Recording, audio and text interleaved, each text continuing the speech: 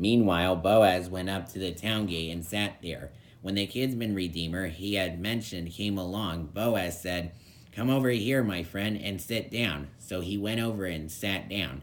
Boaz took 10 of the elders of the town and said, "Sit here," and they did so. Then he said to the kinsman redeemer, "Naomi, who has come back from Moab, is selling the piece of land that belonged to her brother Elimelech. I thought I should bring the matter to your attention and suggest that you buy it in the presence of these seated here, and in the presence of the elders of my people. If you will redeem it, do so. But if you will not, tell me, so I will know. For no one has the right to do it except you, and I am next in line." "I will redeem it," he said. Then Boaz said, "On the day you buy the land from Naomi and from Ruth the Moabitess, you acquire the dead man's widow in order to maintain the name of the dead with his property." At this, the kinsman redeemer said, "Then I cannot redeem it because I might endanger my own estate. You redeem it yourself. I cannot do it."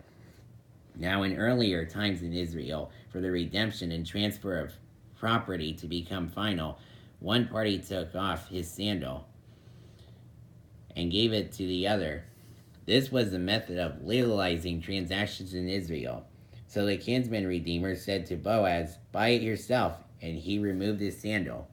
Then Boaz announced to the elders and all the people, "Today you are witnesses that I have bought from Naomi all the property of Elimelech, Kilion, and Mahlon. I have also acquired Ruth the Moabitess, Mahlon's widow, as my wife, in order to maintain the name of the dead with his property, so that his name will not disappear from among his family or from the town records. Today you are witnesses."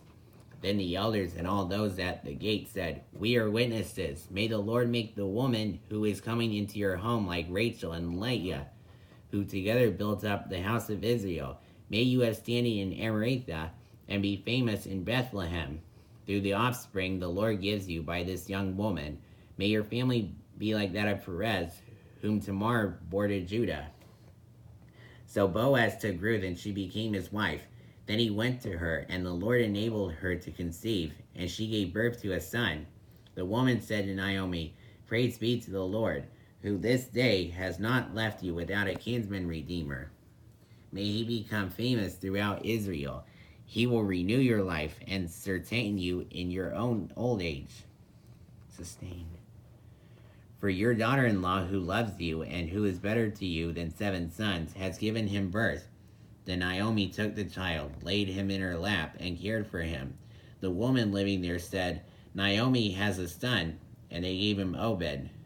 He was the father of Jesse, the father of David. This then is the family line of Perez. Perez, the father of Hezron. Hezron, the father of Ram. Ram, the father of Amminadab. Amminadab, the father of Nahshon. Nahshon, the father of Salmon. Salmon, the father of Boaz. Boaz, the father of Obed. Obed, the father of Jesse. And Jesse, the father of David.